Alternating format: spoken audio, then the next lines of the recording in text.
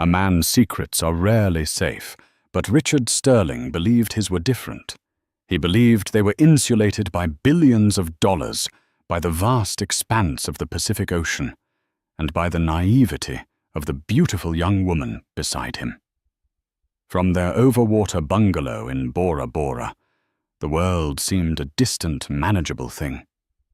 But a storm was coming, not of wind and rain, but of quiet, calculated fury. His wife Vivian was on her way, and in her carry-on was a single, unassuming passport, a document that would prove to be more devastating than any affair dismantling his empire, his identity, and his future, one secret at a time.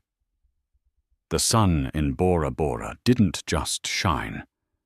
It drenched everything in a liquid gold that made the impossible seem mundane. From the deck of the overwater bungalow, Villa 107 at the Four Seasons, the most exclusive one. Of course, Richard Sterling watched the light dance on the turquoise lagoon. He swirled the 25-year-old Macallan in his crystal glass, the ice clinking a soft, satisfied rhythm. This was perfection. His perfection. Beside him, lounging on a pristine white chaise, was Chloe Vance. At 24, she was a masterpiece of the modern age, perfectly toned from Pilates, her skin flawlessly tanned, her blonde hair bleached by the sun and expensive salons into a cascade of effortless waves. She was scrolling through her phone, her thumb flicking expertly as she curated the story of their escape for her thousands of followers. A boomerang of her clinking her champagne flute against his whiskey glass.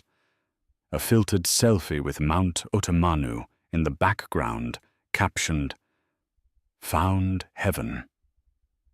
"They're going to lose their minds when they see this," she murmured, her voice a breathy whisper. "My agent said the St. Bart's photos got me that Dior campaign. This is on another level." Richard grunted a sound of vague approval. He wasn't interested in her followers or her agent. Chloe was an accessory, the most beautiful and currently most gratifying one he owned.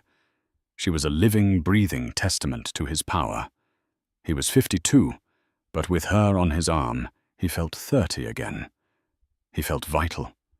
At home with his wife Vivian, he felt like a balance sheet. Measured, audited. Vivian. He pushed the thought away. She thought he was at a tech conference in Singapore. The trip had been meticulously planned. His private jet had dropped him in Singapore for a single verifiable meeting, then taken off for a maintenance check in Indonesia, while Richard took a chartered seaplane to French Polynesia. It was a clean, untraceable break. He had a 2-week window of absolute freedom. "Ricky, are you listening?" Chloe pouted, lowering her phone.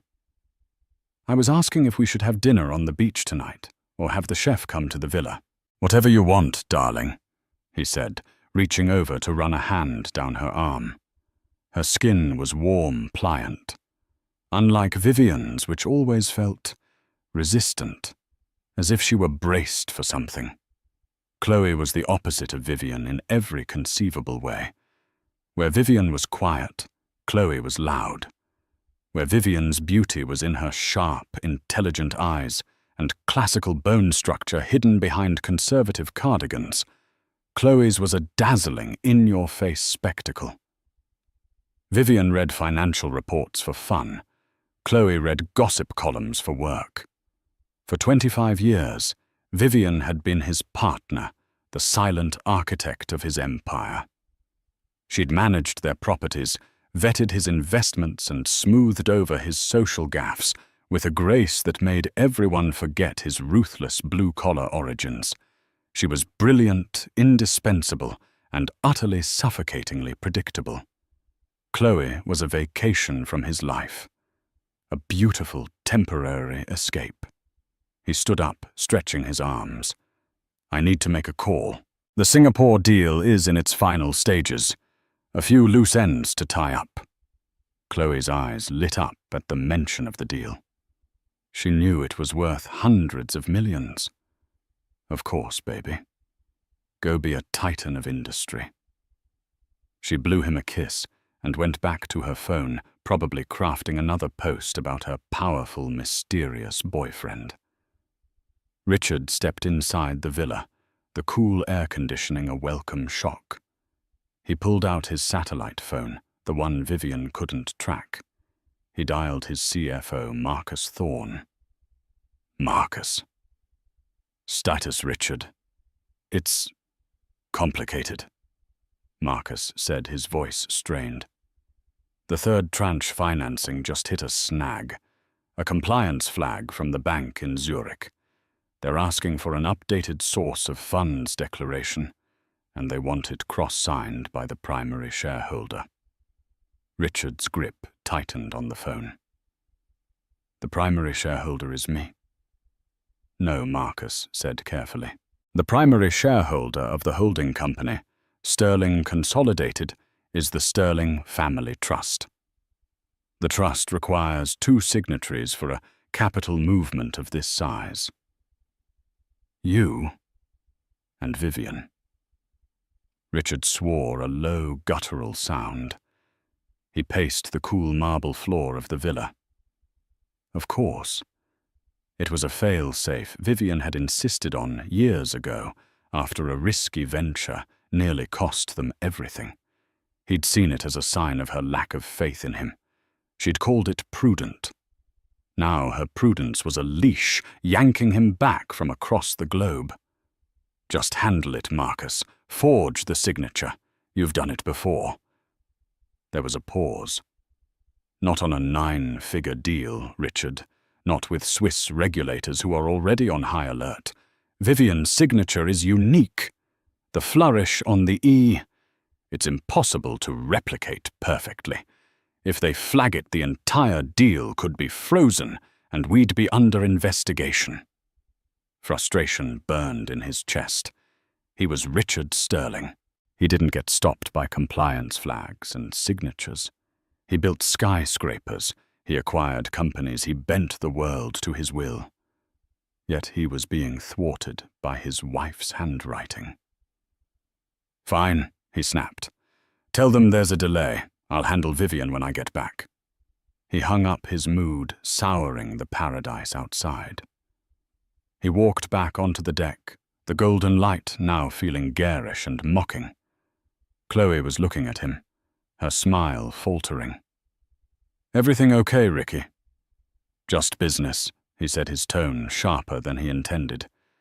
He poured himself another 3 fingers of whiskey. He needed to get her out of his hair to think. Why don't you go for a spa treatment? Get the pearl facial, the one you were talking about. My treat. Chloe, sensing his dark mood, brightened at the offer. Really? It's obscenely expensive. Nothing is obscenely expensive, he said, the arrogance returning to his voice. It was a shield. Go. I need to clear my head. She kissed his cheek and practically skipped off the deck, her phone already in hand to document the experience. Richard watched her go, then sank into the chaise, the whiskey doing little to calm the rage simmering within him.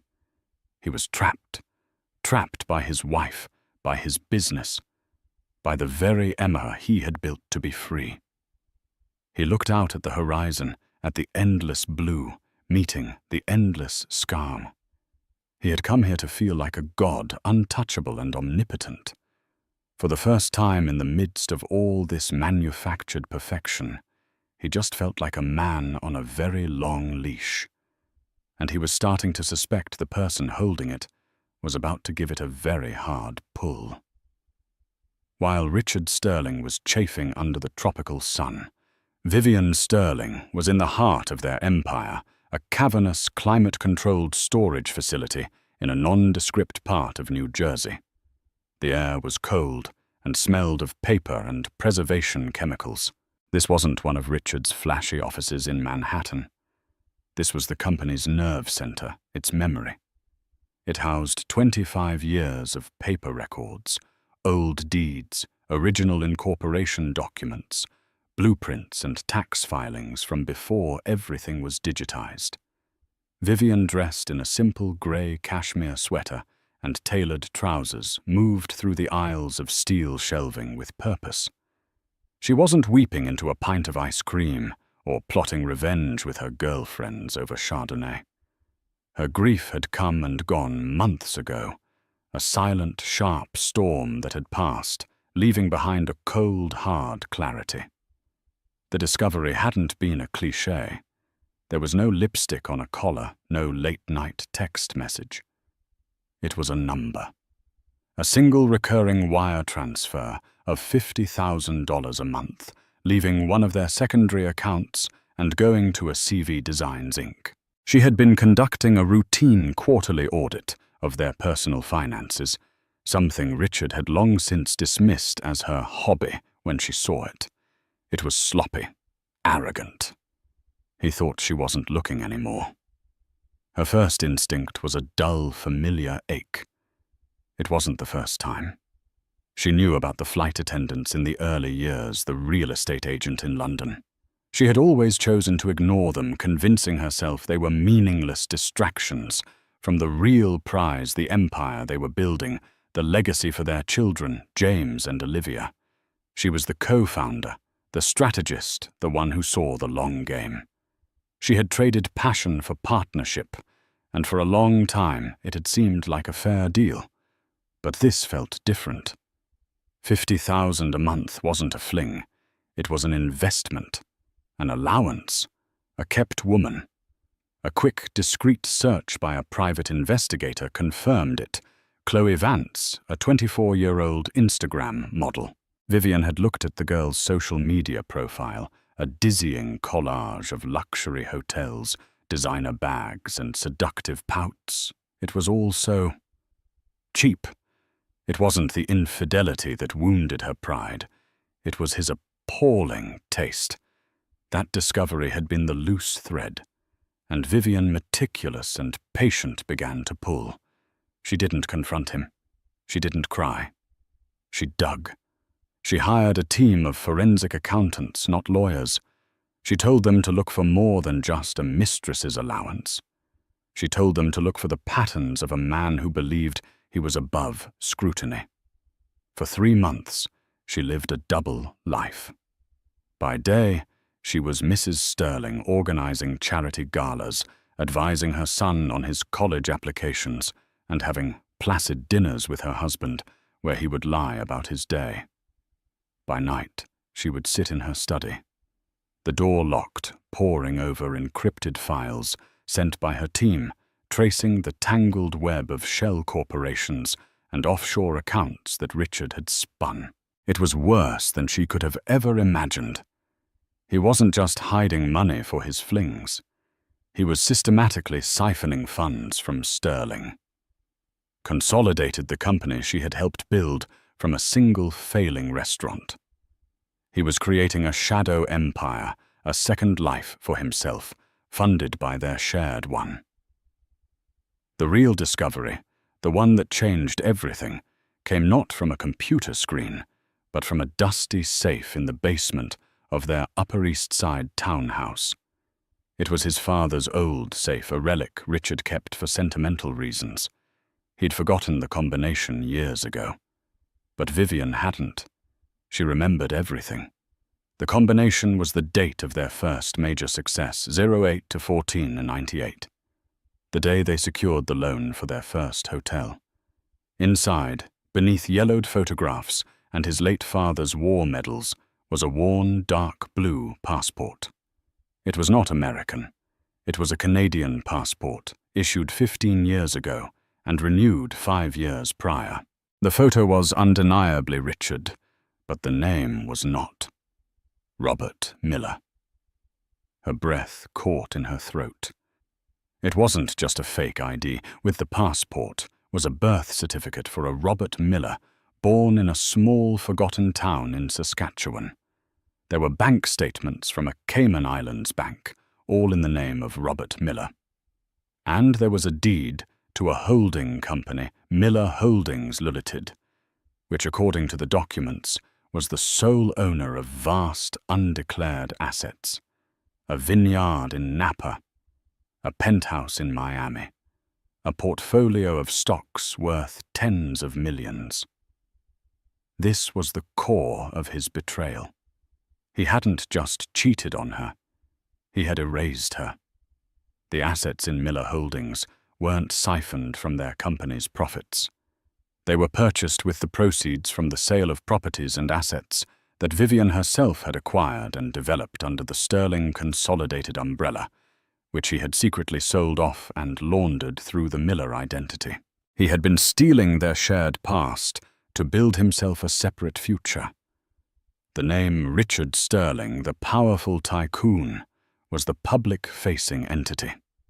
Robert Miller, the man from nowhere, was where the real money, the untethered wife-free money, was hidden. Now, standing in the cold silence of the storage facility, Vivian held the key to Unit 7B. Her accountants had traced the original ownership documents for 3 of those secretly sold properties to this very facility. Richard thought the paper records were worthless junk. He was wrong. She slid the heavy door open. Inside were dozens of bankers' boxes. She knew exactly which ones to look for. Working with quiet efficiency, she located the original deeds of sale for the properties in question. Each one bore her signature as a co-owner. Then she found the subsequent transfer documents, the ones that moved the properties into a new holding company before they were sold off. These documents, she noted with a cold knot in her stomach, bore her signature, a clumsy forgery, lacking the distinctive flourish on the E. The same flourish that was now holding up his Singapore deal. He had been doing this for years. She packed the documents into a briefcase. She had everything. The passport under his real hidden name. Proof of the shadow company. And now the original deeds and the forged transfer documents proving his theft was not just immoral, but unequivocally criminal. As she locked the storage unit, her phone buzzed. It was her investigator. "He's not in Singapore, Mrs. Sterling. The jet's transponder was offline for maintenance, but a charter pilot I have on my payroll just confirmed a drop-off. A couple matching their description. 4 seasons. Bora Bora." Vivian closed her eyes for a brief moment. Bora Bora. The place they were supposed to go for their 25th anniversary next year. The cruelty of it was breathtaking. She took a deep, steadying breath. The plan had been to wait until he returned to confront him in the cold light of New York. But this changed things. An ambush in paradise was far more fitting. He had gone there to feel powerful and untouchable. She would go there to show him and his little plaything what real power looked like. "Thank you, David," she said, her voice betraying no emotion. "Book me the next flight out of JFK to Papeete, first class, and arrange a seaplane transfer. I want to be there by morning." She disconnected the call and looked at the briefcase in her hand. It didn't just contain papers. It contained the complete and total dismantling of Richard Sterling. For years, she had been the silent partner, the woman behind the man. Now she was about to become the woman who took everything back. For the first 48 hours, Chloe believed she was living in a fairy tale. The villa, the champagne, the private yacht excursions. It was a life ripped from the pages of a magazine, and she was the star. But by the 3rd day, the fairy tale began to show its cracks. The trouble started with the Singapore deal. Richard's mood, which had soured after the call with his CFO, never truly recovered. He became withdrawn, constantly attached to his satellite phone, his conversations sharp and clipped. The charming, attentive benefactor was replaced by a stressed, irritable businessman who just happened to be in paradise. He started treating her less like a treasured companion and more like a decorative nuisance. When she tried to ask what was wrong, he waved her away. You wouldn't understand.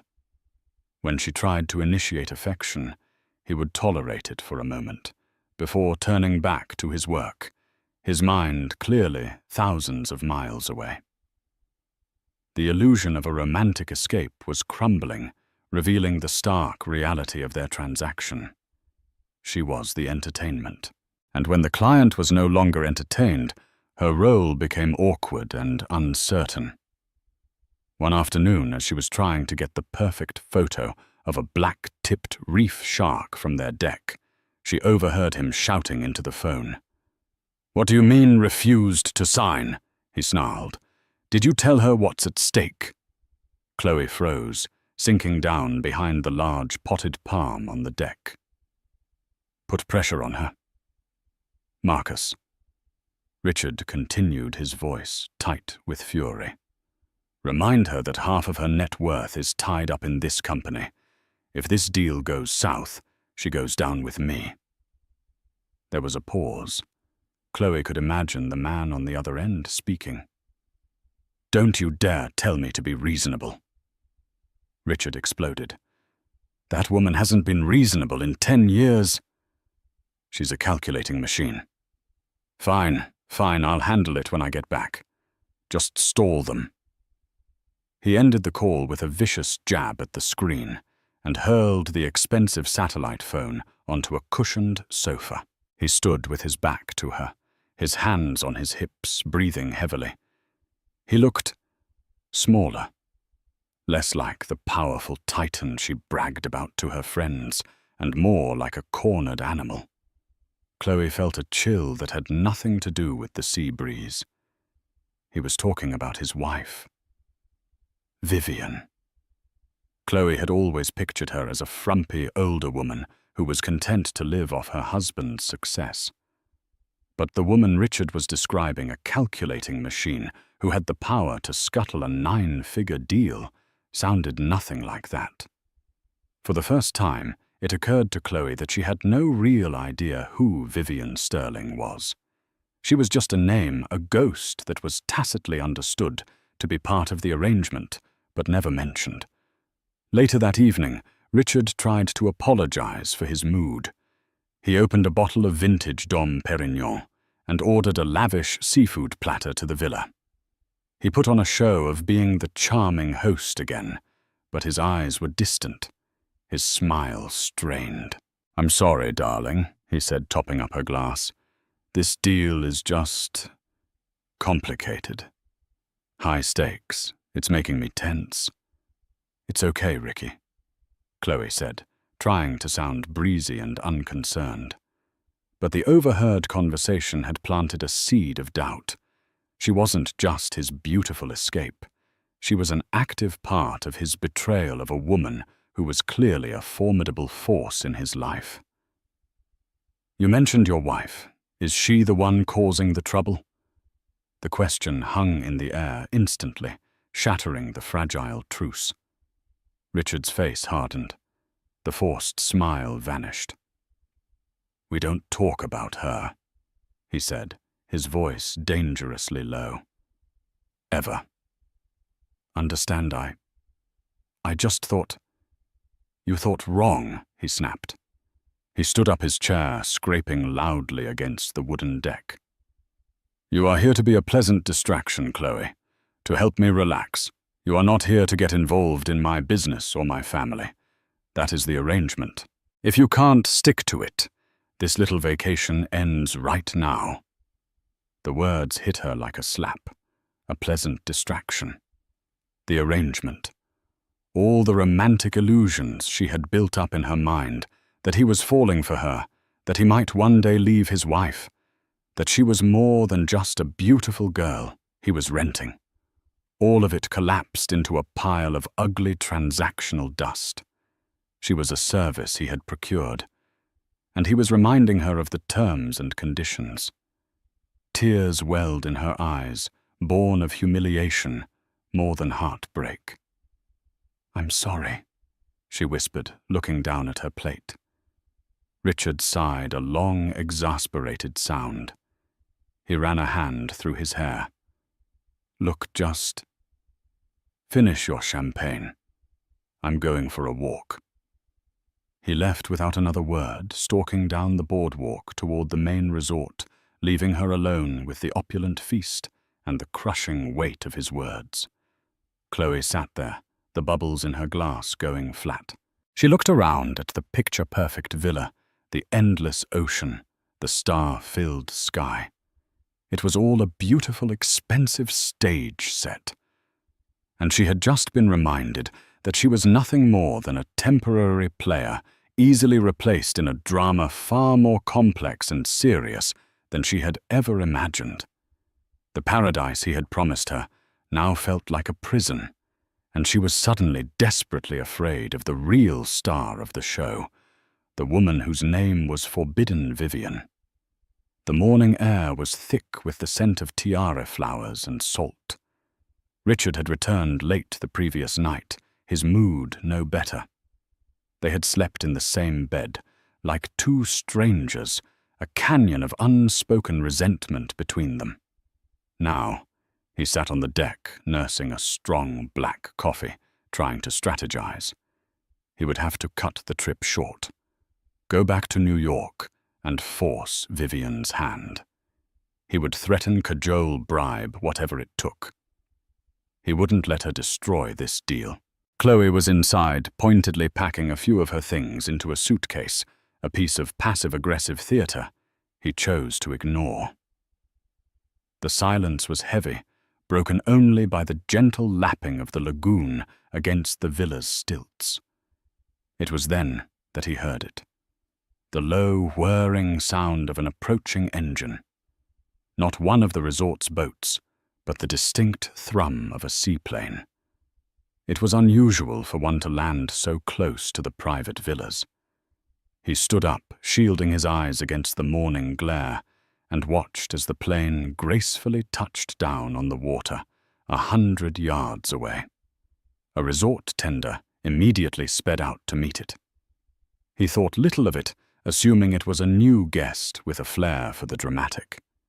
He was about to turn away when he saw the figure disembarking. Even from a distance, the silhouette was unmistakable. The posture, the elegant line of the shoulders, the deliberate, unhurried way she moved. It couldn't be. His blood ran cold. The coffee cup slipped from his fingers, shattering on the deck, the dark liquid spreading like a stain. "No," he whispered. The tender cut its engine at the dock of Villa 107. The staff helped the passenger onto the boardwalk. She was dressed in crisp white linen trousers and a navy blue silk blouse, her dark hair pulled back in a severe, elegant chignon. She wore dark sunglasses, but he didn't need to see her eyes. He knew the cold fire that would be in them. It was Vivian. Chloe came out onto the deck, drawn by the sound of the shattering cup. "What was that, Ricky, what's—" Her voice trailed off as she followed his gaze. She saw the woman walking towards them, her expression a mixture of confusion and dawning horror. Vivian walked with the unshakable calm of a monarch, surveying her territory. She didn't stumble on the uneven wood. She didn't rush. Each step was a beat in a funeral march for the life Richard had created here. She reached the deck of the villa and paused at the top of the short steps, her shadow falling over them. She slowly removed her sunglasses, and her eyes, cool grey and utterly devoid of emotion, landed on Richard. She ignored Chloe completely, as if she were a piece of furniture, a part of the scenery that didn't warrant a second glance. "Hello, Richard," she said, her voice perfectly level, carrying easily in the still morning air. "I believe you're in the wrong city. The Singapore conference seems to have been relocated." Richard's mind raced, cycling through 1,000 lies, 1,000 excuses. but his tongue felt thick and useless. He was caught. So completely, so utterly caught, that denial was pointless. All he could muster was a strangled Vivian. "What are you doing here?" "An excellent question," she replied, her gaze finally flicking to Chloe. A brief, dismissive assessment. Chloe flinched instinctively, crossing her arms over her chest, suddenly feeling cheap and exposed in her tiny bikini. "I could ask you the same thing, but I'm not here for a post-mortem of our marriage. I'm here on business." "Business?" Richard scoffed, a flicker of his old arrogance returning. He tried to seize control of the situation. "This is hardly the place. Whatever you have to say can wait until I get back to New York." "This is inappropriate." "Inappropriate," Vivian echoed, a small, mirthless smile touching her lips. She took a step onto the deck. "You want to talk about inappropriate, Richard? Let's talk about forgery. Let's talk about fraudulent conveyance. Let's talk about the Singapore deal you're trying to push through with my forged signature." Richard paled. This wasn't just about the affair. She knew about the deal. She knew about the signature. "How I don't know what you're talking about," he blustered, but his voice lacked conviction. Vivian simply shook her head, as if disappointed in a child's clumsy lie. "Please don't insult my intelligence. We're so far beyond that now." She stepped past him, her expensive leather handbag swinging at her side. She surveyed the scene, the shattered coffee cup, the half-eaten breakfast, the frightened-looking girl in the bikini. Her eyes were like those of a building inspector, condemning the entire shoddy structure. "You should have Chloe pack her things," Vivian said, her voice dropping to a confidential, almost bored tone. "Actually have her pack your things as well. You won't be staying here tonight. The villa is booked in my name from this afternoon. I had the reservation transferred this morning. It's a sterling consolidated corporate account, after all. Our account." The sheer audacity of it left Richard speechless. She had not only found him, but she was methodically evicting him from his own fantasy.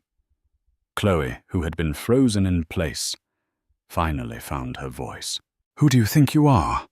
she stammered, a pathetic attempt at defiance. Vivian turned to her, her expression not angry, but pitying. "My dear, it's not about who I think I am. It's about who my husband isn't. And that's something you're about to learn. Now, if you'll excuse us, Richard and I have something very important to discuss. It's about a man named Robert Miller."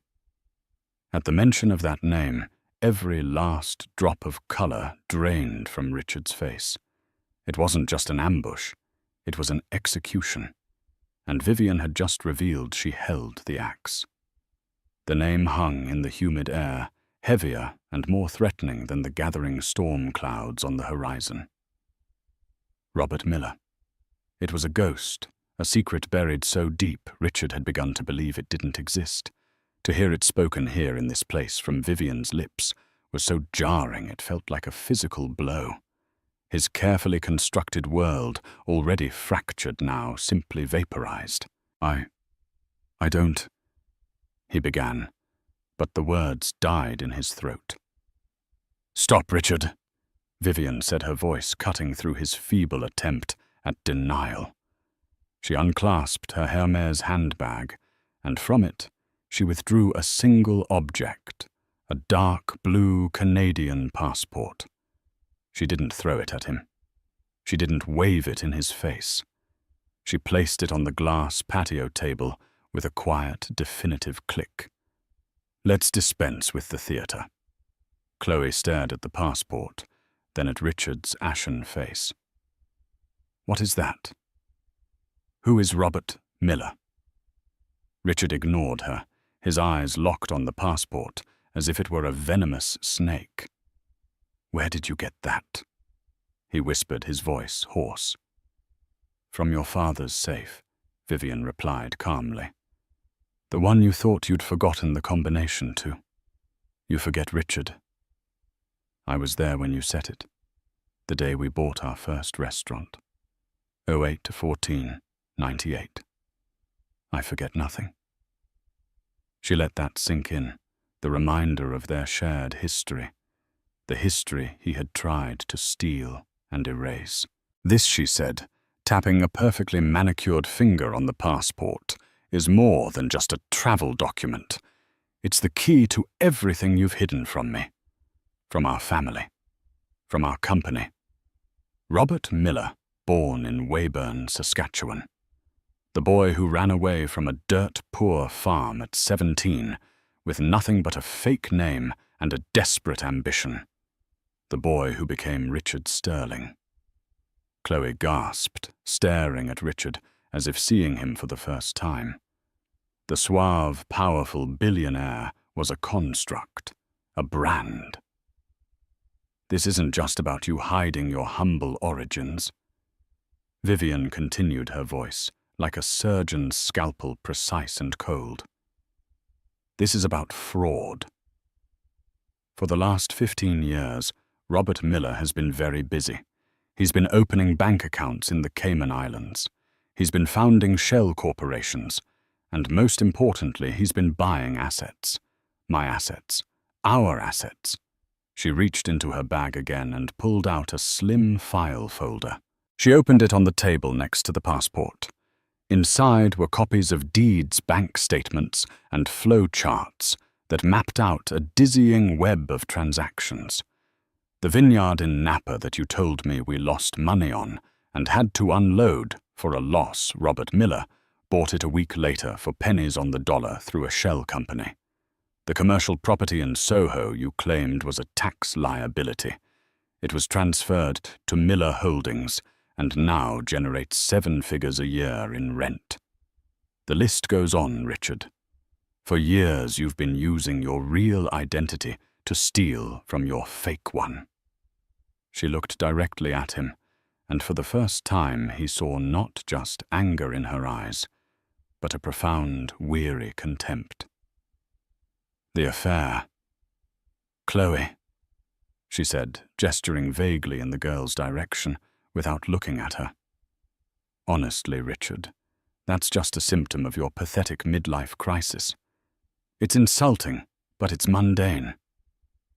This," she tapped the folder again, "this is the real adultery. You betrayed our partnership. You took the life we built together piece by piece, and you tried to hide it away for yourself." Richard finally found his voice, a desperate, rasping sound. "You can't prove anything. It's my word against yours. Those are just papers." "Are they?" Vivian's smile was chilling. "My forensic accounting team, which has been on your tail for 3 months, would disagree. So would Julian Croft, the head of litigation at Sullivan and Cromwell, who I retained 8 weeks ago.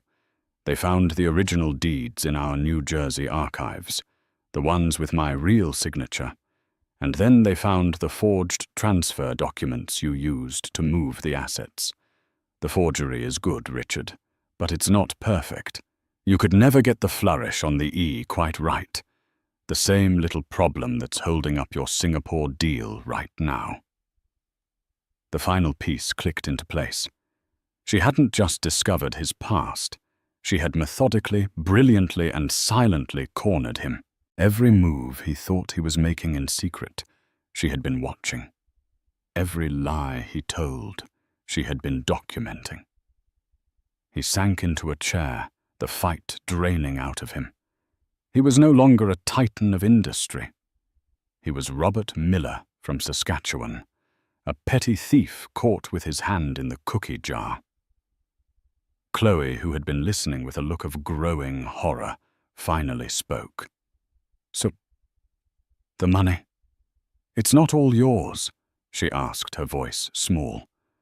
The question was so naive, so pathetically self-interested that Vivian almost laughed.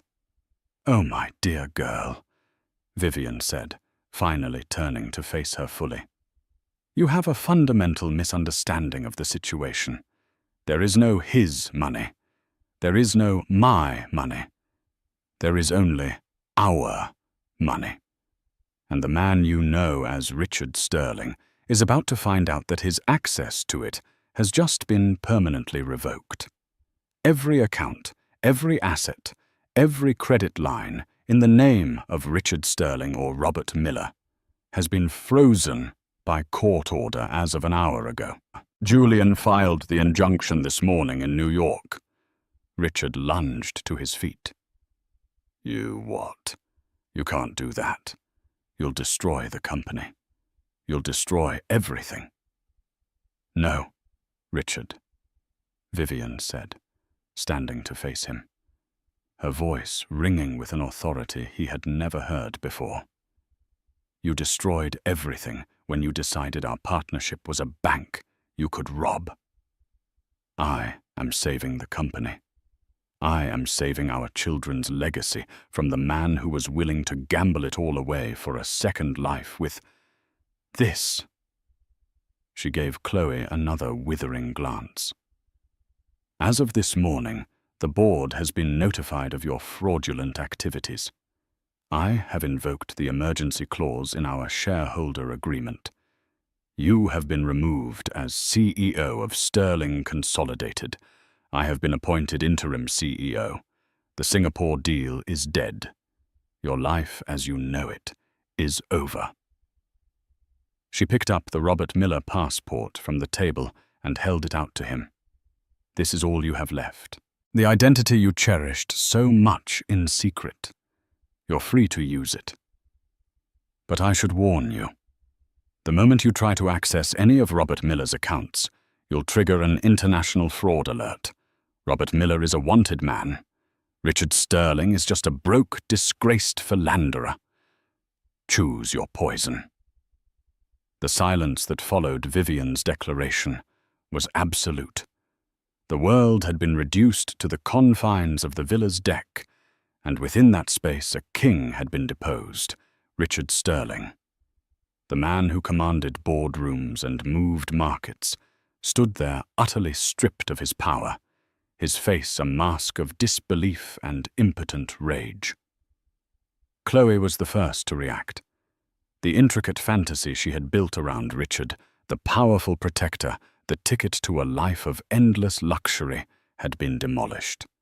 She looked at him, truly looked at him, and saw not a billionaire, but a fraud.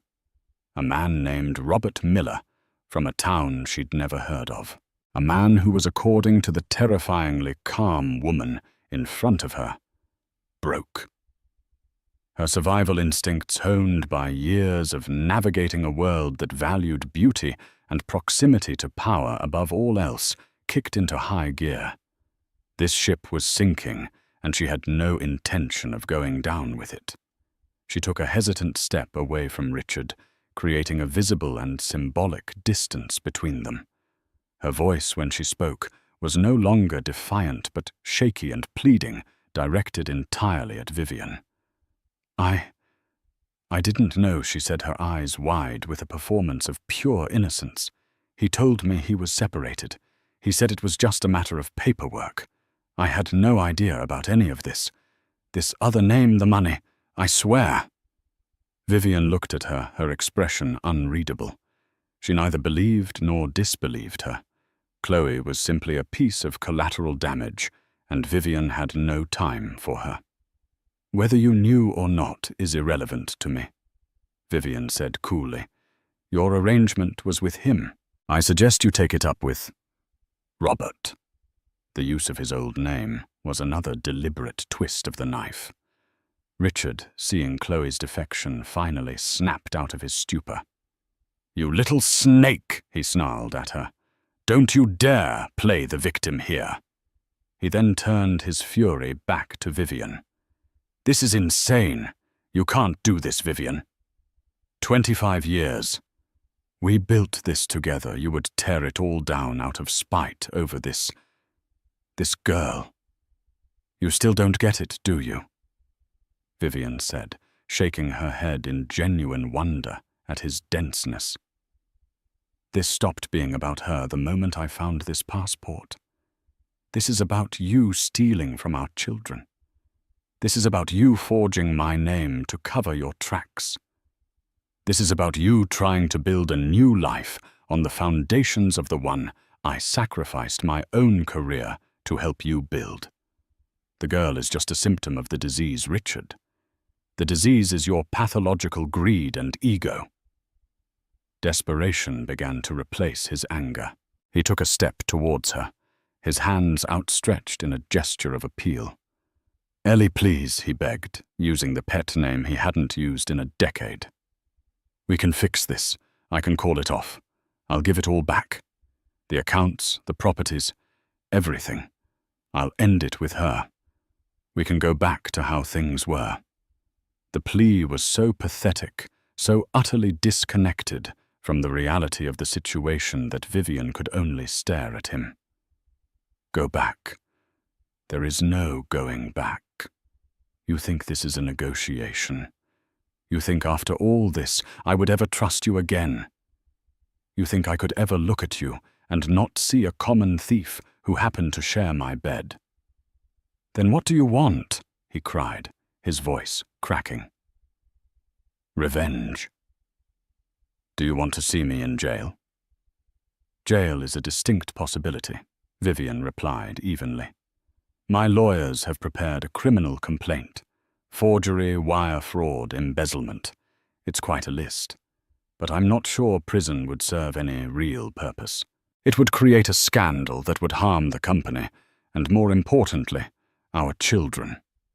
A flicker of hope ignited in Richard's eyes. So, you won't press charges, I haven't decided, she said, letting him hang on the precipice. My decision will be based entirely on your cooperation from this moment forward. She walked over to the edge of the deck and looked out at the tranquil lagoon, her back to him. The power dynamic was absolute. She was the judge, the jury, and the executioner, and he was the broken man pleading for his life. Chloe, meanwhile, was quietly and quickly moving back inside the villa. She wasn't just packing her own things now.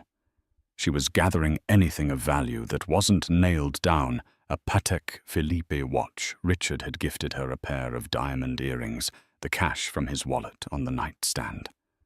She was salvaging what she could from the wreckage. She had allied herself with a fraud, and her only thought now was to escape before she too was held accountable for his sins. Richard watched his wife's back, his mind reeling. He had always seen her as his partner, yes, but also as a component of his life, a reliable, stable, but ultimately subordinate part of the Richard Sterling machine. He had never in all their years together seen her as his superior. He had never imagined she possessed this capacity for ruthless strategic warfare. He had underestimated her so profoundly, it had cost him everything. What are your terms, Vivian? He asked, his voice a defeated whisper. What do you want from me? Vivian turned around slowly, her face set like stone. The final checkmate was about to be declared. Vivian looked at the man she had spent more than half her life with.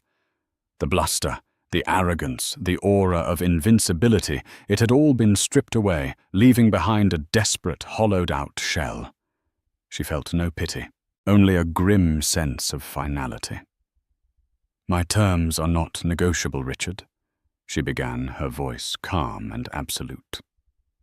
They are the conditions for my silence on your criminal activities, and for the pittance I am willing to let you walk away with. She laid them out with the dispassionate clarity of a CEO dictating a memo. First, you will sign a post-nuptial agreement drafted by my lawyer that relinquishes all claims to any and all assets held by Sterling, consolidated the Sterling family trust, and any personal property currently in my name. You will effectively be writing yourself out of the empire we built. You will walk away with nothing from our shared life." Richard's mouth opened, but no words came out. Nothing. "Second," she continued undeterred, "you will sign an irrevocable transfer of all assets held under the name Robert Miller. The bank accounts, the properties, the stock portfolio into a blind trust for James and Olivia. You stole from their future, and now you will restore it. You will not be a trustee. You will have no access and no oversight. It will be their inheritance protected from you." "Vivian." "That's everything," he rasped. "You're leaving me with nothing. I'm leaving you with your freedom, which is more than you deserve," she retorted sharply. "Which brings me to my third condition. You will cede full sole custody of the children to me. They are both nearly adults, but the legal standing matters. You will see them only when and if they choose to see you. I will not have you poisoning them with your lies, or trying to use them as leverage against me." At that moment, Chloe emerged from the villa dragging her suitcase. Her face was tear-streaked, but determined. She didn't look at Richard. She addressed Vivian. "I've called a resort boat," she said quietly. "It's on its way. I just want to leave." Vivian gave a single, almost imperceptible nod. A wise decision. Chloe hurried past them, a refugee fleeing a war zone she had helped start. Richard watched her go, a final pathetic symbol of his downfall, and then turned back to Vivian. The fight was gone. He was beaten. And what about me? He asked the question, laced with a self-pity that disgusted her. Where do I go? What do I do? That Richard is no longer my concern, she said. I am, however, feeling generous. Once all the papers are signed, I will authorize a one-time severance payment to you, a final transfer from an account I control. $5 million. He stared at her. $5 million was a fortune to most, but to a man who had commanded billions, it was pocket change. It was an insult. That's it. That's it, she affirmed. It's enough to start a new life, a small one. Perhaps Robert Miller can open a modest diner in Saskatchewan. Go back to your roots. The documents are with my lawyer at the hotel in Papeete. A car will be here in 1 hour to take you to the dock for the transfer. You will go there, you will sign everything without argument, and then you will disappear. If you refuse, or if you try to fight me on any of this, I will call Julian, and he will file the criminal complaint. The FBI and the IRS will be notified about Robert Miller, and you will likely spend the next decade in a federal prison. The choice is yours. She turned to leave her part in this drama complete. Ellie, wait, he called out, his voice cracking with a final desperate plea. Why? After everything? Why do this? Vivian stopped and looked back at him, her expression softening for just a fraction of a second, not with pity, but with a deep, ancient sadness. You know, for months I thought I was doing this for revenge, she said softly. But standing here watching you, I realize that's not it. I'm not destroying you, Richard. I'm simply revealing what was already there. A hollow man who valued money more than family and secrets more than truth. I'm not doing this to you. I'm doing this for me, for our children. I'm taking back the life you tried to steal. I'm saving the legacy you were too reckless to protect. Without another word, she walked away down the boardwalk, never once looking back. She left him standing on the deck of a paradise that had become his personal hell, holding a passport to a life of exile. He was no longer Richard Sterling, the millionaire. He was just Robert Miller, a man with a small severance package and a past that had finally caught up with him. Vivian stepped onto the waiting resort boat. As it pulled away, she looked back not at the villa where her husband stood defeated, but out at the vast open ocean. The storm clouds were breaking, and the sun was beginning to shine through. It felt like a new beginning. Her new beginning. In the end, this wasn't just a story about infidelity. It was a story about identity betrayal and the quiet, calculating power of a woman who was pushed too far. Vivian Sterling didn't just get revenge. She reclaimed her life and her legacy, proving that the silent partner is often the one with the most strength. She dismantled her husband's empire, not with tears or shouting, but with intelligence, patience, and a single passport that held the key to his entire web of lies. Richard thought he could have it all: the wife, the mistress, the secret life, but he forgot that the woman who helped build his throne was the only one who knew exactly how to topple it. What would you have done in Vivian's shoes? Was her response a masterclass in justice, or was it a cold, calculated revenge? Let us know your thoughts in the comments below. If this story of calculated justice and ultimate empowerment resonated with you, show your support by hitting that like button, sharing it with someone who needs to see that strength comes in many forms, and be sure to subscribe for more true-life dramas where the truth always finds its way to the surface. Thank you for listening. The crystal champagne flute felt cold against Audrey's skin, a stark contrast to the warmth radiating from the $100,000 gown that clung to her figure. She was Mrs. Grant Covington. The wedding had been a fairy tale, a storybook romance splashed across society magazines. But what no one knew was that the fairy tale would end before the sun rose again. In just a few hours, in the opulent privacy of their penthouse suite, a single, carelessly hidden cell phone would shatter the illusion. She wouldn't cry. She wouldn't scream. She would smile. And in that silent moment, a plan for payback would be born, a revenge so meticulous and so public it would not only destroy his reputation, but dismantle his entire empire in front of the world. The late afternoon sun cast a golden glow over the manicured lawns of the Covington estate, filtering through the ancient oak trees as if nature itself had conspired to bless the union of Audrey Jensen and Grant Covington. To the 500 guests sipping vintage champagne and nibbling on caviar, it was the wedding of the decade. Grant, the impossibly handsome heir to the Covington Development's fortune, looked every bit the prince, his smile as brilliant as the diamond cufflinks on his bespoke tuxedo. And Audrey, his bride, was ethereal. In her custom Vera Wang gown, she was the embodiment of grace and elegance. Her journey from a modest middle-class upbringing to this pinnacle of society was a story whispered with a mixture of envy and admiration. She wasn't just a pretty face. She was a brilliant architectural prodigy who had graduated top of her class from MIT. It was her sharp mind and quiet confidence that had first captivated Grant at a charity gala 2 years ago. To my beautiful, brilliant wife. Grant toasted his voice, resonating with practiced sincerity across the sea of elegantly dressed guests. Audrey, you are my foundation, my blueprint for happiness.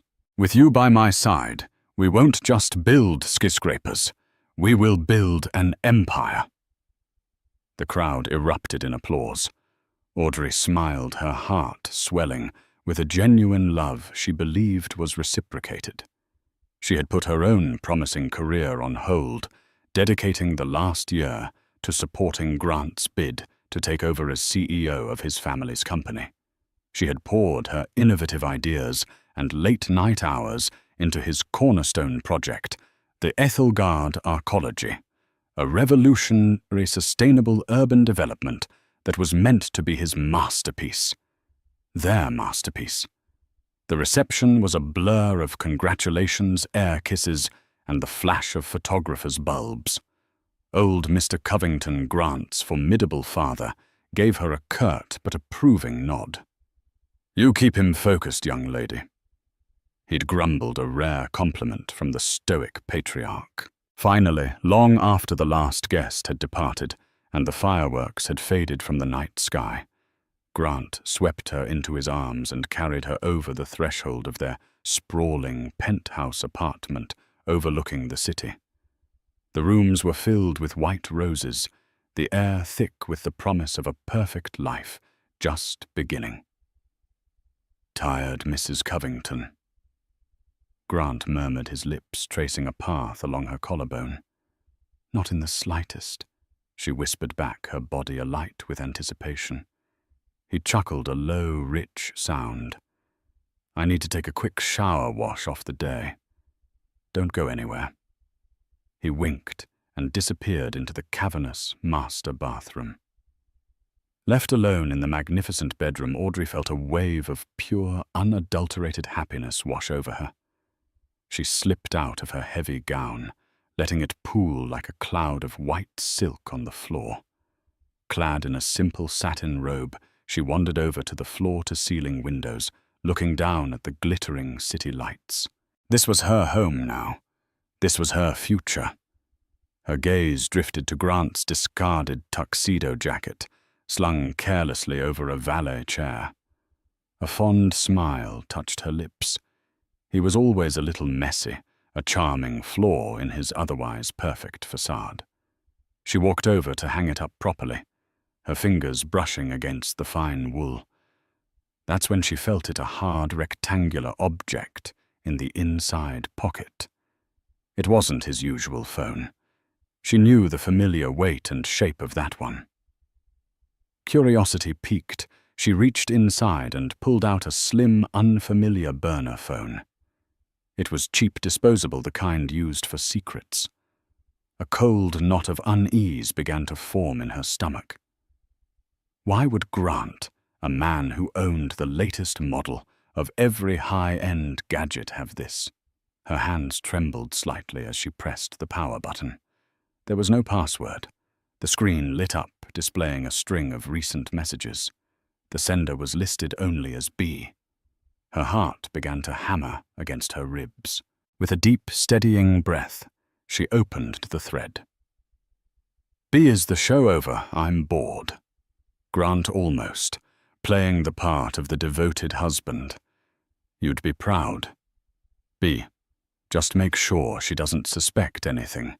My father will pull his support if this gets messy before the Ethelgard contract is signed."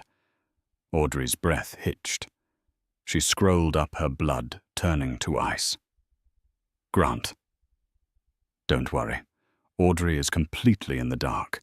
She thinks the design is our project. She has no idea her little pet project from MIT is about to make me CEO and us a fortune. B, and after you secure the contract. What about your sweet, brilliant wife?"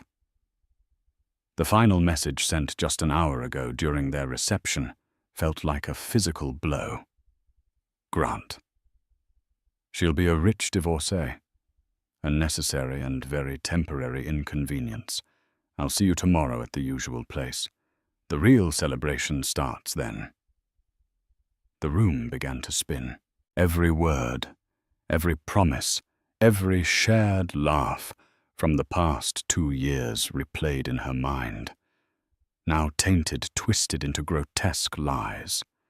The love she felt was a sham. The partnership was a theft. She wasn't his foundation. She was a stepping stone to be discarded. He hadn't just cheated on her. He had systematically stolen her intellectual property, the very soul of her professional passion, and was planning to cast her aside once it had served its purpose. The sound of the shower turning off jolted her from her stupor. He would be out any second. Panic warred with a sudden chilling clarity. Crying wouldn't help. Screaming would only give him the satisfaction of her pain and the upper hand. He thought she was a naive girl he could easily manipulate. He was about to learn how wrong he was. With movements that felt unnaturally calm, she took a photo of the entire message thread with her own phone, ensuring every damning word was captured. She then deleted the photo from the burner phone's gallery, wiped her fingerprints from its surface, and slipped it back into the jacket pocket, placing it exactly as she had found it. When Grant emerged from the bathroom, a towel slung low on his hips, a self-satisfied smirk on his face, he found Audrey sitting on the edge of the bed, a serene smile on her face. "Everything okay?" he asked, his voice laced with the faux concern of a predator. She looked up at him, her eyes, which just moments ago had seen the wreckage of her life, were now clear and steady. The architect in her, the part that saw structures and systems that understood stress points and weaknesses, took over. He had built a facade of lies around her, and she, the master designer, would be the one to bring it all crashing down. "Everything is perfect," she said, her voice smooth as silk. "I was just thinking about our future, our empire." He had no idea that on their wedding night, his new wife wasn't planning their life together. She was drawing up the blueprints for his destruction. The first morning of a marriage should be filled with languid affection and whispered promises. For Audrey, it was the first day of a covert war. She woke before Grant, the sun streaking across the silk sheets of their ridiculously large bed.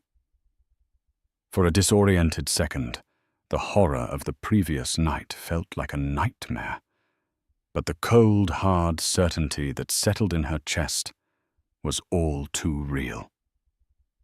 She watched him sleep, the handsome face, the relaxed brow. It was the face of a man utterly convinced of his own invincibility. A wave of revulsion so potent it was almost nauseating washed over her. She had loved this man, trusted him with her heart, and worse, with her dreams. The betrayal wasn't just in the affair. It was in the calculated theft of her life's work. The Ethelgard arcology wasn't just a project. It was her thesis, her passion, a design she had spent years perfecting, a vision for a better way of living. And he was going to use it as a prop in his power play, then discard her like scaffolding from a finished building. Quietly, she slipped out of bed. In the guest bathroom, she stared at her reflection. The woman looking back was pale, her eyes shadowed with a pain so deep it felt bottomless. But beneath the pain, a flinty resolve was hardening. He expected tears. He expected a dramatic confrontation, followed by a tearful, messy divorce, where he, with his army of Covington lawyers, would control the narrative and the settlement. She would give him none of it. She would play the part he had cast for her, the adoring, slightly naive bride, blinded by love and wealth. Her performance had to be flawless. When she returned to the bedroom with 2 cups of coffee, Grant was just stirring. He stretched luxuriously, a smug grin spreading across his face as he saw her. "Good morning, Mrs. Covington," he purred, pulling her toward him. "Did you sleep well?" She forced a shy smile, allowing him to kiss her. It felt like pressing her lips to cold marble. "Like a dream," she lied, her voice soft. "I'm still not sure any of this is real." "Oh, it's real," he said, taking the coffee. "And it's only the beginning." The days that followed turned into a masterclass in deception. Audrey meticulously constructed her new persona. She was attentive, affectionate, and blissfully ignorant. She asked about his day, listened with feigned interest as he spoke of his progress on the Ethelgard project, even offering small, helpful suggestions that were just clever enough to seem supportive, but not so brilliant as to arouse suspicion. Each time he unknowingly took one of her ideas and claimed it as his own, a piece of her rage solidified into cold, hard fuel. Their life was a whirlwind of social obligations. Dinners with business partners, charity galas, weekend trips to the Hamptons. At every event, Audrey was the perfect accessory on his arm. She charmed his father, who seemed to be softening toward her. She engaged in vapid conversations with other society wives, learning to read the subtle currents of power and gossip that flowed through their elite circle. Through it all, she was watching Grant. She studied him not as a wife, but as an analyst studying a target. She learned his routines, his passwords, the tells that signaled his lies. A slight twitch in his jaw, the way he'd tap his fingers when he was impatient. She noted the late meetings that always seemed to happen on Tuesdays and Thursdays, and the vague business trips that left him energized but secretive. These were his liaisons with B. One evening, about a month after the wedding, Grant was preparing for a gala. Audrey was adjusting his tie, her fingers nimble, her expression one of wifely devotion. "You seem a bit distracted tonight, darling," she said lightly. "Everything all right with the Ethelgard presentation?" He looked down at her, a flicker of something annoyance, suspicion in his eyes, before it was masked by his usual charm. "Everything's perfect. Just a lot on my mind. The city council presentation is in 2 months. It has to be flawless." "I know you'll be brilliant," she said, smoothing his lapel. "After all, it's your vision." The lie tasted like ash in her mouth, but his pleased, preening response was her reward. He bought it. He bought it all. Her biggest challenge was hiding her own work. While Grant was at his late meetings, Audrey was in her small, locked home office, a room he dismissed as her hobby space. On a new encrypted laptop purchased with cash, she was secretly rebuilding her case. She compiled the original digital blueprints of her Ethelgard designs, complete with metadata and timestamps that predated her relationship with Grant by years.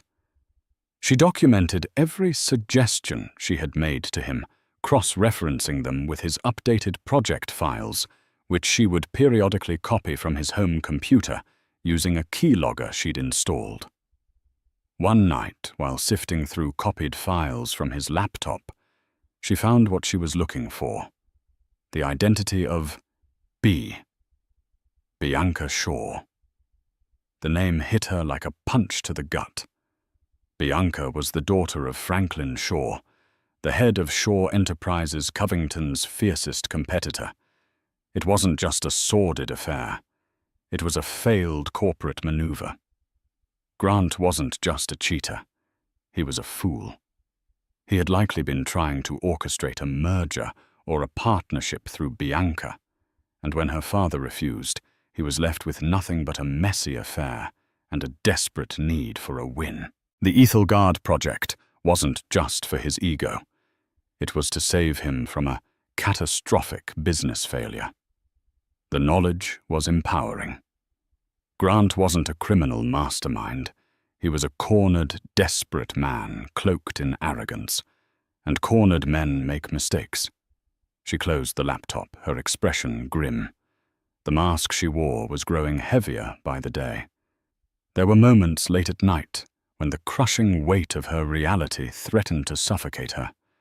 The loneliness was a physical ache. She had no one to confide in, no one to share this monstrous secret with. But then she would picture Grant's smug face on the day of his big presentation, and her resolve would harden like steel. He had underestimated her. He thought she was just a part of his design. He had no idea she was the architect of his downfall. Audrey's life became a study in duality. By day, she was the serene, supportive Mrs. Covington, selecting floral arrangements and approving dinner menus. By night, after Grant was asleep, Breathing the deep, untroubled breaths of a man with no conscience, she became a forensic investigator in her own home. Her small office, once a sanctuary for creative thought, was now her war room. Her first priority was securing irrefutable proof of her ownership of the Ethelgard designs. The original files from her time at MIT were a start, but she needed more. She needed to prove a pattern of theft that was recent and ongoing. The keylogger she'd installed on Grant's home office computer was a gold mine. Every evening, it would email her a report of his activity. She saw him renaming her files, removing her watermarks, and forwarding drafts to his team at Covington Developments under his own name. He was arrogant and sloppy, so confident in her ignorance that he barely bothered to cover his tracks on his personal machine. She meticulously downloaded every file, every email, and stored them on an encrypted solid-state drive she kept in a small safe hidden behind a false wall panel in her closet, a detail she had personally designed into the apartment's renovation plans, a secret place for her valuables that Grant had never even known existed. Her investigation soon expanded beyond Grant's professional malfeasance. She needed to understand the full scope of his personal betrayal. Hacking into his personal email and social media was surprisingly easy. He used the same password for everything Covington CEO won. The arrogance was breathtaking. There she found a treasure trove of his life with Bianca Shaw. Photos from secret getaways to the Caribbean dinner reservations at Michelin-starred restaurants for nights he claimed to be working late, and sickeningly sweet email exchanges that mirrored the exact words he had once used with her. The digital trail painted a vivid picture of their 2-year affair. They had started seeing each other just a few months after she and Grant began dating. He had been playing them both, but it was in his financial records that she found his greatest vulnerability. Grant lived a life of extreme excess, far beyond even what his generous trust fund provided. He had made a series of disastrous private investments in volatile tech startups, losing millions. He was leveraged to the hilt, using Covington stock as collateral for personal loans. The company itself, she discovered after carefully accessing shareholder reports, was in a precarious position. His father, the old-school patriarch, had been conservative, but Grant, in his role as COO, had pushed the company into risky, high-cost ventures that had yet to pay off. The Ethelgard arcology wasn't just a vanity project to secure the CEO position. It was a lifeline. The city contract was worth billions and would inject the capital needed to save both the company and his own personal finances from utter collapse. Without it, the Covington empire was little more than a house of cards. This knowledge changed everything. Her revenge could be more than just personal humiliation. It could be total annihilation. One afternoon, while Grant was out, Audrey staged a small accident. She spilled a glass of water on her personal laptop, the one Grant knew about, frying it completely. She put on a convincing show of distress when he came home. "Oh, Grant, I'm so sorry. All my files, my old portfolio, it's all gone," she lamented, feigning tears. He was dismissive, almost condescendingly so. "Don't worry about it, darling. It's just a computer. I'll buy you a new one. You don't need that old college stuff anymore anyway. You're a Covington now." His words, meant to be comforting, were a chilling confirmation of his mindset. Her past, her work, her identity. He saw it all as disposable. It was the final push she needed. She was no longer just a victim seeking justice. She was an executioner planning a sentence. With her official computer gone, no one would question why she wasn't working on any personal projects. It gave her the perfect cover. The new encrypted laptop, her real workstation, became her weapon. She began to organize the data she had collected, creating a detailed timeline of Grant's deceit. She compiled a dossier that included 1. The original Ethelgard design files with verifiable MIT timestamps. 2. A log of every stolen idea, complete with dates she suggested them and dates Grant incorporated them into his presentation. 3. The complete text history from the burner phone. 4. Emails and photos confirming the timeline and nature of his affair with Bianca Shaw. 5. A comprehensive analysis of Grant's and Covington Development's dire financial situation, highlighting their dependency on the Ethelgard contract. She worked with the cold precision of an architect designing a structure, only this time she was building a prison of evidence around Grant Covington. Each piece of data was a brick, each email a line of mortar. Soon the walls would be too high for him to climb. She just had to choose the right moment to seal him inside. Audrey knew the identity of B was Bianca Shaw, but she needed to understand the why. Why would the daughter of their biggest rival engage in a clandestine affair with Grant?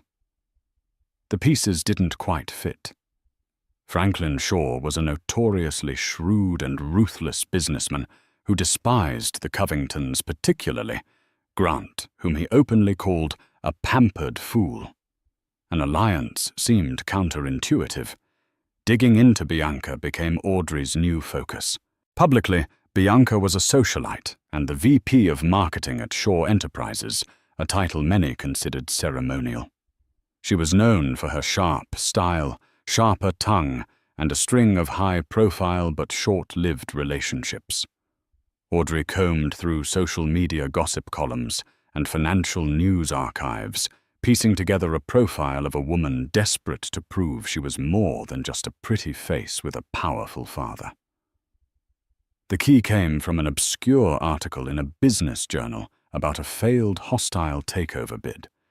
Shaw Enterprises had attempted against a smaller tech firm 2 years prior. The article mentioned Bianca had championed the deal, which ended up being a public and costly failure for the company.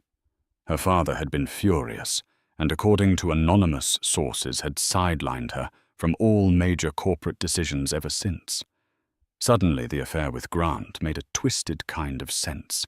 It wasn't about love. It was a power play for both of them. Grant desperate to prove himself to his own father, and Bianca desperate to regain the respect of hers. Audrey theorized that their original plan was likely a secret merger, a shocking union of the two rival dynasties. Grant would get the Covington CEO chair. Bianca would get a major seat at the new company's table, and they would both present the deal to their fathers as a fait accompli. But the burner phone texts indicated that Franklin Shaw had refused to play along. "My father will pull his support if this gets messy," Bianca had written.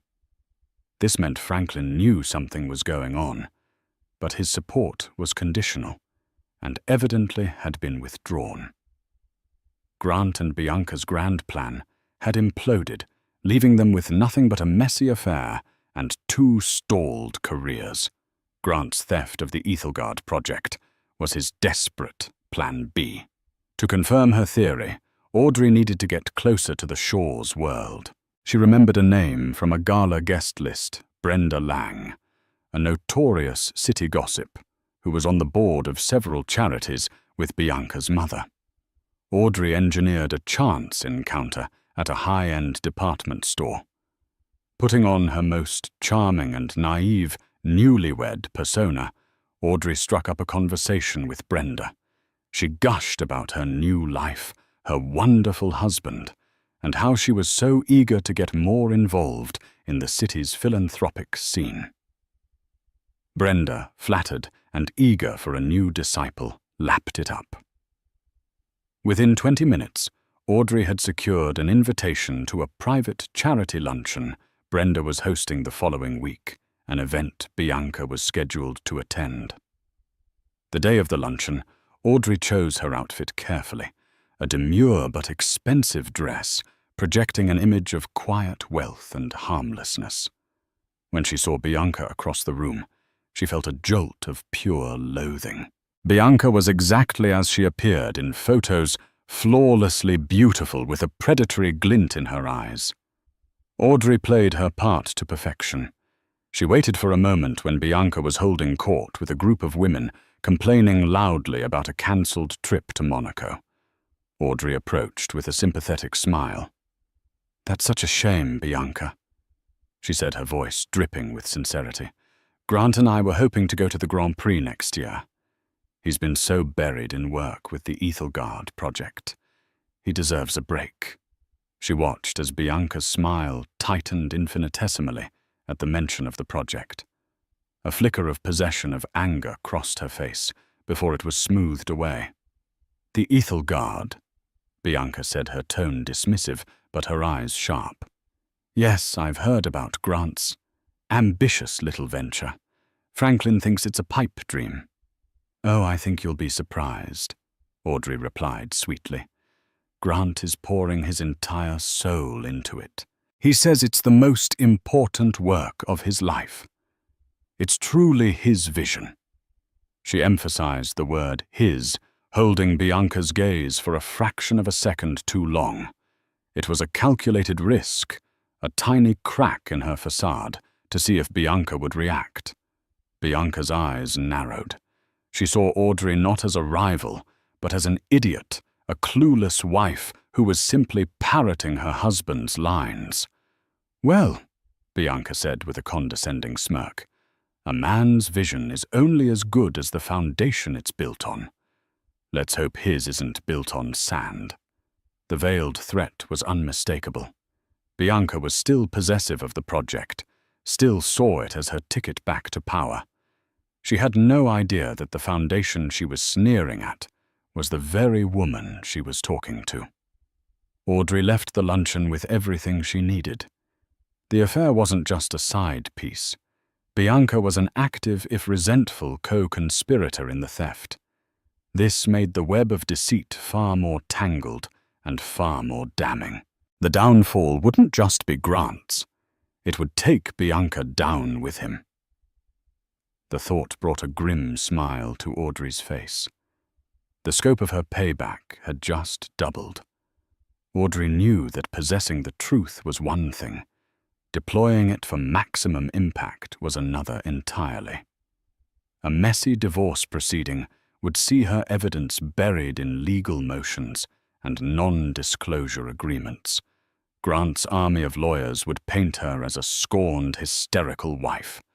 She needed to control the narrative, and to do that, she had to take the story public before Grant ever knew what hit him. This meant she needed allies. Her first target was the media. She spent a week researching the city's top investigative journalists, looking for someone with a reputation for integrity, tenacity, and a flair for exposing corporate corruption. She found her in Victoria Finch, a Pulitzer-nominated reporter for the online news outlet, The Sentinel. Finch was known for her meticulously researched high-impact stories that had toppled politicians and CEOs alike. She was famously unreachable, protected by layers of editors and assistants. Audrey created a new anonymous email address and sent a single cryptic message to Finch's publicly listed contact. Subject: The flawed blueprint of Covington Developments. Ms. Finch, you build stories. I design buildings. The foundation of Grant Covington's upcoming Ethelgard arcology project is rotten with fraud, intellectual property theft, and corporate malfeasance. I have the blueprints to prove it. If you are interested in a story that will redefine the city's skyline and dismantle an empire, I will contact you again in 48 hours with instructions. It was a gamble. The message could be dismissed as the ramblings of a disgruntled employee. but Audrey had tailored the language to appeal to a journalist's ego and curiosity. 47 hours later, a reply appeared in her inbox from a Proton mail address. It contained a single word: intrigued. Audrey arranged a meeting at a discreet, little-used library on the other side of town. She arrived disguised in a wig, glasses, and a plain trench coat. Victoria Finch was sharp with intelligent eyes that seemed to see right through Audrey's disguise. She was skeptical, her arms crossed, her expression unreadable. Without a word, Audrey slid a simple, non-networked tablet across the table. On it was a curated selection of the evidence, just enough to prove her claims without revealing her identity. She showed Finch the burner phone texts, the side-by-side comparison of her original MIT designs, and Grant's finalized presentation and a summary of the Covington financial crisis. Finch scrolled through the files, her professional skepticism slowly melting away, replaced by a glint of predatory excitement. "This is dynamite," she breathed, looking up at Audrey. "Who are you?" "I'm the architect he stole it from," Audrey said, her voice low and steady. "And I'm also his wife." Victoria Finch's eyes widened. The story had just gone from a corporate exposé to a human drama of the highest order. "What do you want?" "I want you to break this story." "But not now," Audrey instructed. "It has to be timed perfectly. It has to happen live during the public unveiling of the Ethelgard project in 6 weeks. I want him to be at the absolute peak of his supposed triumph when the truth comes out." Finch leaned back, a slow smile spreading across her face. "You don't just want justice," she said. "You want a demolition." "He's a developer," Audrey replied coldly. "He should understand the term." With Finch on board, Audrey moved to her next, even riskier alliance. Simply exposing Grant would hurt him, but it wouldn't necessarily stop the project. Covington Developments might just replace him and proceed with her stolen designs. She needed to reclaim her work. To do that, she had to get it into the hands of a competitor before Grant's unveiling.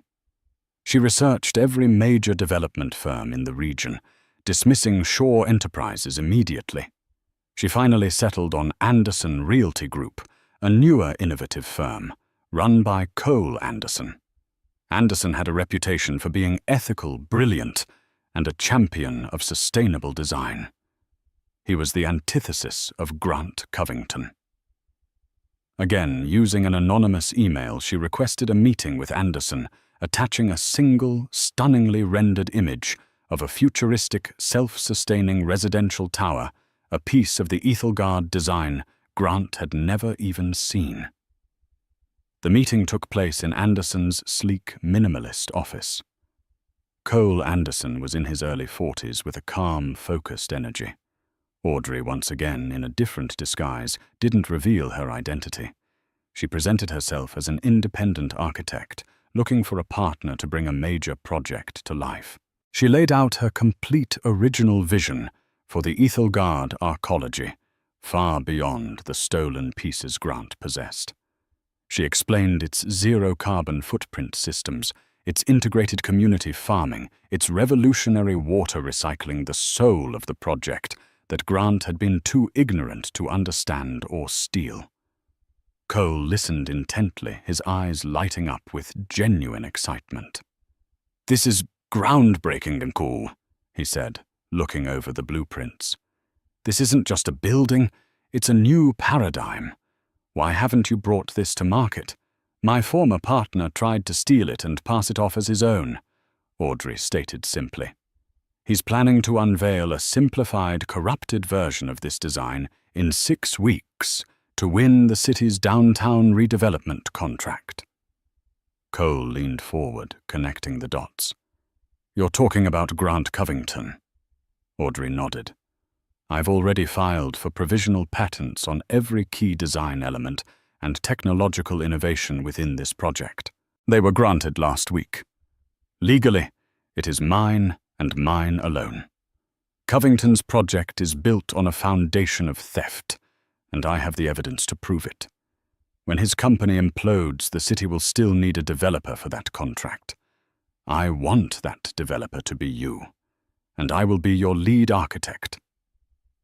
Cole Anderson stared at her, a mixture of shock and admiration on his face. He was looking at a massive, multi-billion-dollar opportunity, hand-delivered by a mysterious woman with a plan as audacious as her designs. "You're not just offering me a project," he said slowly. "You're inviting me to a public execution." "I'm offering you the chance to build the future," Audrey corrected him. "The fact that it requires tearing down a corrupt relic of the past is just a necessary part of the construction process." A slow, wolfish grin spread across Cole Anderson's face. "Tell me what you need from me." The trap was now fully designed. The journalist would provide the explosion.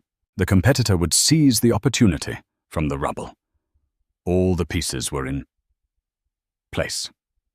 All Audrey had to do now was play the loving wife for 6 more weeks and wait for the show to begin.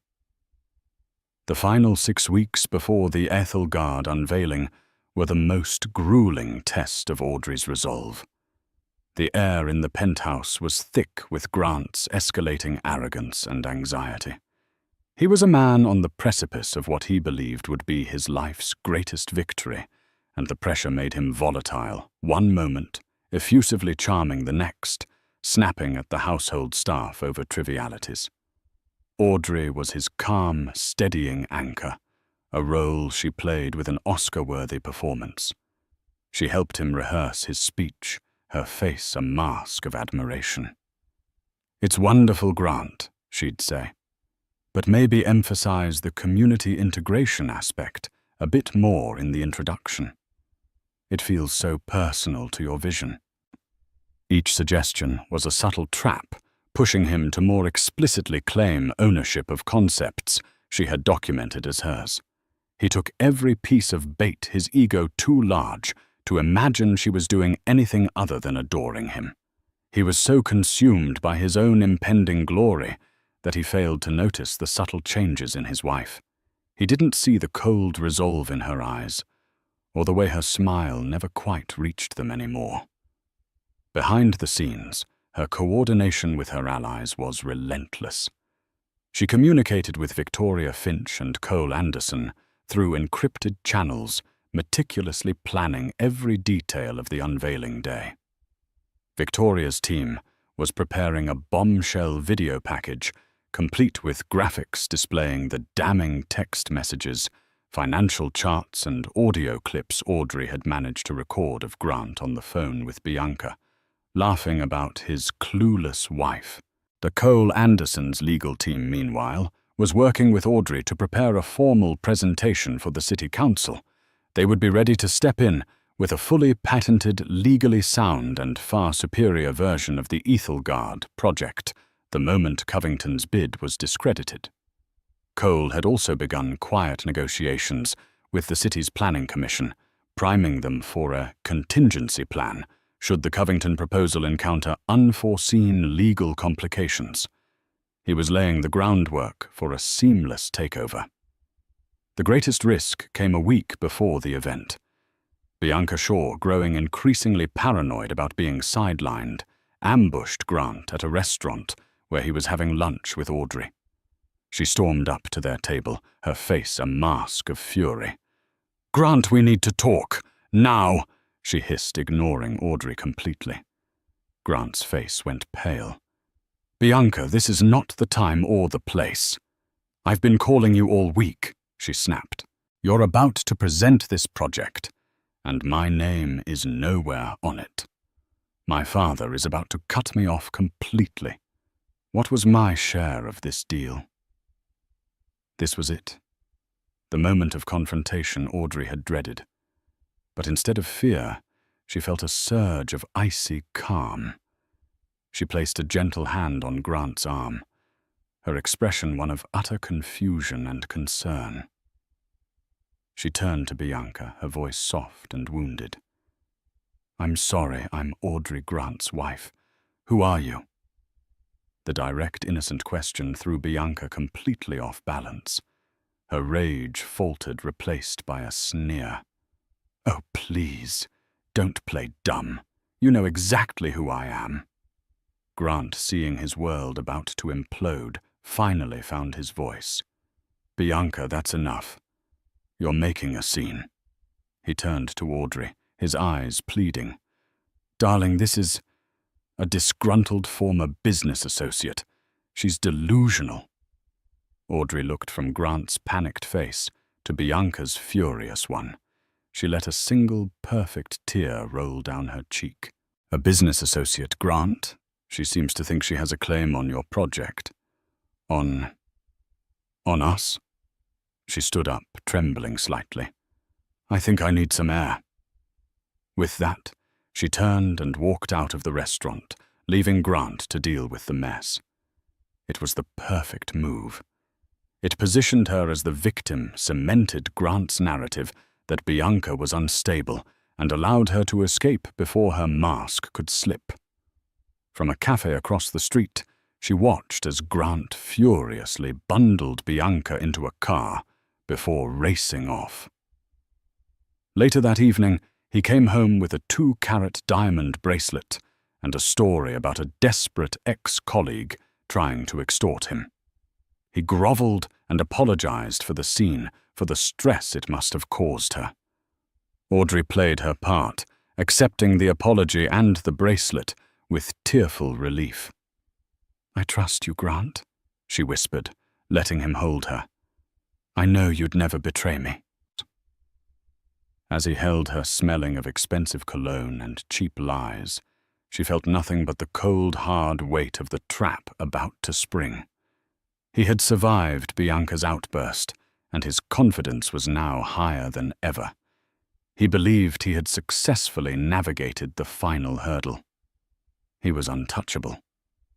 The night before the unveiling, Grant stood in front of the mirror, adjusting his tie. "Tomorrow," he said, his eyes gleaming with triumph in the reflection. "Tomorrow everything changes. They'll finally see what I'm capable of." Audrey stood behind him, her reflection beside his. "Yes, they will," she said quietly. "They're going to see everything." He mistook her quiet intensity for awe. He had no idea he was a dead man walking, and that the woman smiling placidly in the mirror was the one who had already signed his death warrant. The stage was set. The audience was waiting. The curtain was about to rise on the final act. The grand ballroom of the Sheraton City Center was buzzing with an electric anticipation. 300 of the city's most powerful figures, politicians, investors, media moguls, and real estate tycoons, were gathered for the official unveiling of the Ethelgard arcology. It was the crowning moment of Grant Covington's career, the culmination of a multi-million-dollar marketing blitz that had promised to showcase not just a building, but the future of urban living. Giant screens flanked a sleek, modern stage, displaying the Covington Developments logo against an animated backdrop of a futuristic skyline. Waiters moved silently through the crowd with trays of champagne and hors d'oeuvres. The air was thick with the scent of money and ambition. Audrey made her entrance on Grant's arm. She wore a striking emerald green dress, a color chosen to symbolize growth and new beginnings. It stood out in the sea of black and navy suits, drawing all eyes to her.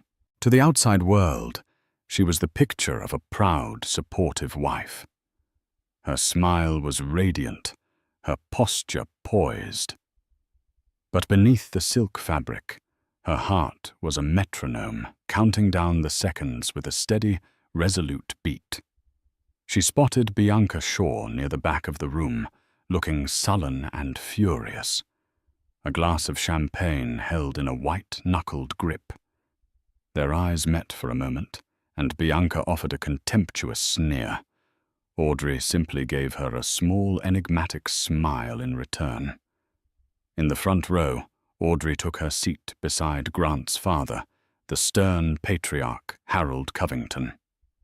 "He'd better not mess this up," Harold grumbled, his gaze fixed on the stage. "Grant will be magnificent," Audrey replied, her voice filled with a convincing warmth. "This project is his entire world." A few rows back, she saw him Cole Anderson, looking calm and distinguished, giving her a subtle, almost imperceptible nod. Across the room, disguised as a technician, was one of Victoria Finch's trusted cameramen, ensuring their planned feed could not be interrupted. Everything was in place. Finally, the lights dimmed. A slickly produced introductory video played, filled with dramatic music and sweeping shots of the city. Then the master of ceremonies took the stage. "And now, a man whose vision will shape the next century of our great city. The COO of Covington Developments, please welcome Mr. Grant Covington." Grant walked onto the stage to thunderous applause. He was in his element, bathed in the spotlight, his handsome face beaming with confidence. He looked out at the audience, his eyes finding Audrey's in the front row. He gave her a private, triumphant wink. She smiled back, a perfect, serene mask. For the next 20 minutes, Grant delivered the speech of his life. He spoke with passion and charisma about sustainability, community, and innovation. He used the very phrases Audrey had fed him, painting a vivid picture of his dream for the city. He was masterful, weaving a narrative of a visionary leader, single-handedly solving the problems of modern urban life. The audience was captivated. "But words can only do so much," Grant said, his voice building to a crescendo. "It's time to show you the future. Ladies and gentlemen, I give you the Ethelgard Arcology." He pressed a button on the podium, gesturing grandly to the massive screens behind him. This was the moment, the peak of his ascent. The renderings of his stolen dream were supposed to flash onto the screens, securing his legacy.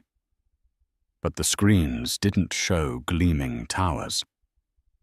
Instead, they flickered for a second, and then resolved into a crisp, high-definition news broadcast studio. The familiar, serious face of Victoria Finch filled the screens, the logo for The Sentinel, displayed prominently behind her. A confused murmur rippled through the ballroom. Grant froze, his smile faltering. He frantically tapped the button on the podium, but nothing happened. "Good afternoon," Victoria Finch's voice boomed through the ballroom sound system, clear and authoritative. "We interrupt this presentation for a special report. The story you are about to hear is one of ambition, betrayal, and audacious fraud. It's the story of the Ethelgard Arcology, or rather the story of the woman whose brilliant work was stolen to create it." A collective gasp went through the audience. Grant's face had turned ashen. He stared horrified at the screens, then shot a panicked look at the tech booth, but the technicians seemed just as confused as he was. "For the past 2 years," Finch continued, "Grant Covington has been lauded as a visionary, but the Sentinel has acquired irrefutable evidence, proving that the entire Ethelgard concept, from its core philosophy to its key architectural designs, was stolen from his wife, renowned MIT graduate and architect Audrey Jensen." The screens behind Finch then split. On one side, Audrey's original MIT thesis blueprints appeared dated full 3 years ago. On the other, Grant's official project files. The similarities were undeniable.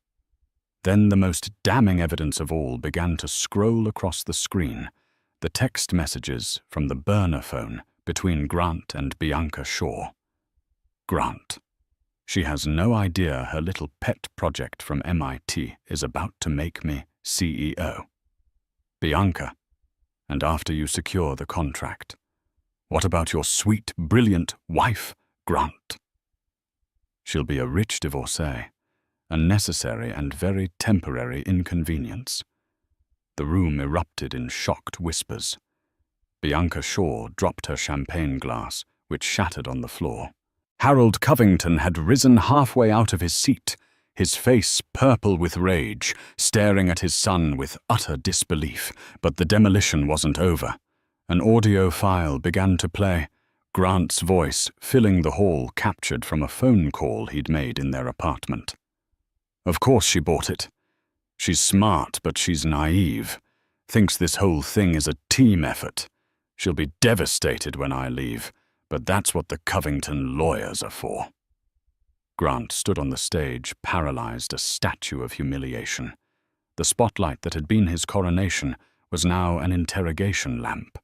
He looked wildly out at the sea of faces that were once filled with admiration, now stared back with contempt and disgust. His eyes finally landed on Audrey. She was still sitting in the front row, her hands folded calmly in her lap. The serene, supportive smile was gone. In its place was a look of cold, quiet judgment. In that moment, he finally understood. This wasn't a technical glitch. This wasn't an attack from a rival. This was her. His naive, trusting wife had orchestrated his public execution with the precision of a master architect. The carefully constructed facade of his life, his career, and his future had just been brought down in a controlled demolition, and everyone he had ever wanted to impress was there to witness it. As Grant stood frozen on stage, the architect of his own ruin, the ballroom doors at the back of the room opened. A new figure walked calmly and purposefully down the central aisle. Cole Anderson. He moved with an air of quiet authority that immediately drew the attention of the stunned crowd. He didn't approach the stage, but stopped beside the front row, turning to address the city council members and key investors who were huddled together in a state of shock. "My name is Cole Anderson, CEO of Anderson Realty Group," he announced, his voice steady and clear, a stark contrast to the chaos. "What you have just witnessed is a clear case of intellectual property theft. However, the city's need for a forward-thinking downtown development remains." He gestured toward the stage, not at Grant, but at the screens where Victoria Finch was now wrapping up her report. "The vision for the Ethelgard arcology is brilliant. It is revolutionary, and it belongs to its true creator." Cole turned and extended a hand toward Audrey. "I'd like to introduce you all to my firm's new lead partner and the chief architect of the real Ethelgard project, Ms. Audrey Jensen." A wave of murmurs turned into a roar of astonishment. Slowly, gracefully, Audrey rose from her seat. She took Cole's hand, a silent transfer of power, witnessed by all. She was no longer the betrayed wife in the front row. She was the commander on the battlefield, surveying her victory. She walked onto the stage, stopping a few feet from her paralyzed husband. She took the microphone from the podium, her movements deliberate. The room fell into a dead silence. She didn't look at Grant. She looked out at the audience, at the people whose respect he had tried to steal for himself. The Ethelgard arcology was never about one man's ambition, she said, her voice resonating with a strength no one in that room knew she possessed. It was about building a better future, a sustainable community where people and nature can coexist. It was a dream based on integrity, innovation, and respect, principles my husband clearly does not understand. She finally turned her head and looked directly at Grant. His face was a mask of disbelief and primal terror. He saw her now, truly saw her for the first time, not as an accessory or a tool, but as the formidable force that had just dismantled his entire world. "You didn't just steal my designs, Grant," she said, her voice dropping to a low, cutting tone that only those nearby could hear. "You underestimated the architect." With that, she turned her back on him and addressed the city council members directly.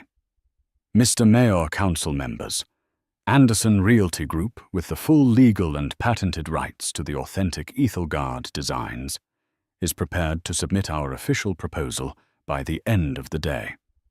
We can break ground within 6 months. The mayor, seeing a political and economic disaster turning into a miraculous recovery, stood up and began to applaud.